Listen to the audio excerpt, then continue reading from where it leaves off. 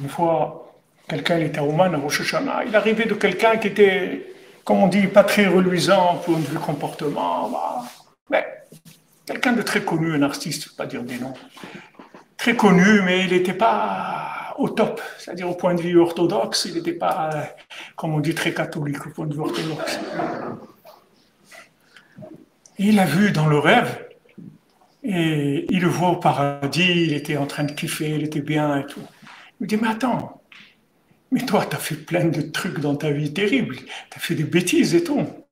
Comment ça se fait que tu trouves? Il dit, regarde, moi, je voyais que le bien chez les gens, tout le temps. Quand j'ai passé la frontière, j'ai passé la douane, ils ont regardé que le bien chez moi, ils m'ont mis au paradis, c'est tout. C'est vrai que j'ai des problèmes, mais ils n'ont pas regardé, parce que moi, je ne regardais pas ça. Donc aussi, ils ont fait que la même chose avec moi, c'est tout. Maintenant, regardez le bien chez les autres. On verra le bien chez vous aussi, on va vous donner vous aussi. Quand vous faites du gratuit avec les autres, c'est gratuit, ok, vous lui faites un compliment, c'est gratuit, vous ne faites pas de reproches, c'est gratuit. Aussi avec vous, on fait du gratuit. Ça, c'est le chemin de la Géoula, Bezat Hashem, par le souk, Bezat Hashem, de tous les tzadikim, Rabbi Nachman, que Hashem nous envoie Géoula Shlema très rapidement, dans une miséricorde que nous aussi on appelle la miséricorde, qu'on comprenne que c'est bien aussi, que ça nous fasse plaisir aussi, pas des choses qui sont dures à avaler, comme on dit, que ça soit agréable, Bezat Hashem. Merci en tout cas d'être venu, que Hashem vous bénisse et vous donne la force de vivre une vraie vie. La vie de Rabbi Nachman, c'est une vraie vie. Vous allez être heureux, béhémeth, mais une vraie vie de bonheur. Ne faites pas attention que c'est vrai ou c'est pas vrai ou c'est pas analytique. On n'a rien à faire analytique. Nous, on veut vivre. C'est ça qu'on veut. Et la méthode qu'il donne, c'est la vie. Si vous appliquez ça, vous allez voir, vous allez être heureux. Et vous, votre famille va être heureuse. Vous allez réussir l'éducation de vos enfants. Vos enfants, ils vont être attachés à vous tout le temps. Même s'ils ont 50 ans, ils seront attachés à vous tout le temps. Parce qu'ils vous seront toujours reconnaissants. Si vous faites des reproches à vos enfants, ils attendront, dès qu'ils peuvent avoir l'âge de se sauver, ils vont s'aller le plus loin possible. Ils vont se sauver, ils vont sauver le plus loin. Il ne faut pas faire des bêtises, il faut être idiot.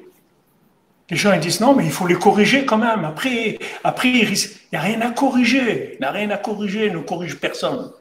Corrige personne. Rabbi Akiva, il a dit, dans cette génération, il n'y a personne qui peut faire des reproches. Dans la révélation de Rabbi Akiva, qui on va parler aujourd'hui des fous les uns plus que les autres, quel reproche tu vas faire? Les gens, ils ne se regardent pas à la glace, ils vont faire des reproches aux autres. Qu'est-ce que tu fais des reproches?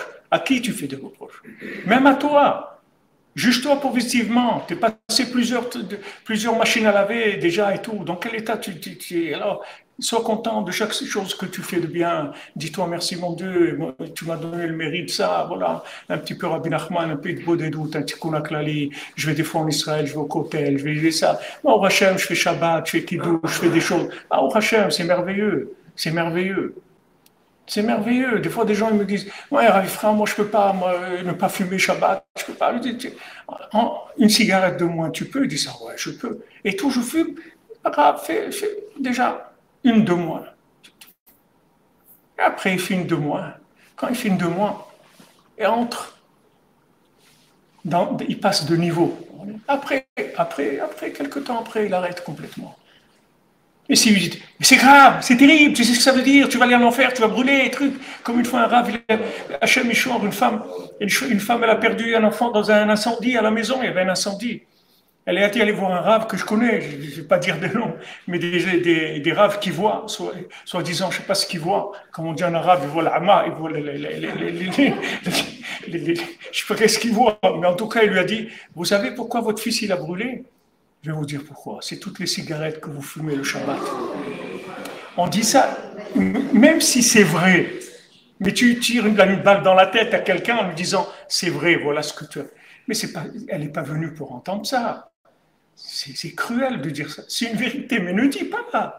On n'est pas obligé de dire la vérité. Comprenez ça. Aujourd'hui, vous n'êtes pas obligé de dire la vérité. Une vérité qui tue, on ne la dit pas. Une vérité qui blesse, on ne la dit pas. C'est tout. On dit rien. On dit rien. On rentre à la maison, il n'y a pas de manger, il n'y a pas de manger, c'est bon, c'est salé, c'est pas, on dit rien. Tout est bien. Ou on dit c'est super, on dit rien, c'est tout. On dit rien. On ne fait pas de remarques, rien, parce qu'on n'a pas la force aujourd'hui. Sachez, Rabbi Nachman dit, on n'a pas la force. Mettez-vous ça dans la tête et vivez avec ça. Vous verrez que vous allez réussir votre vie.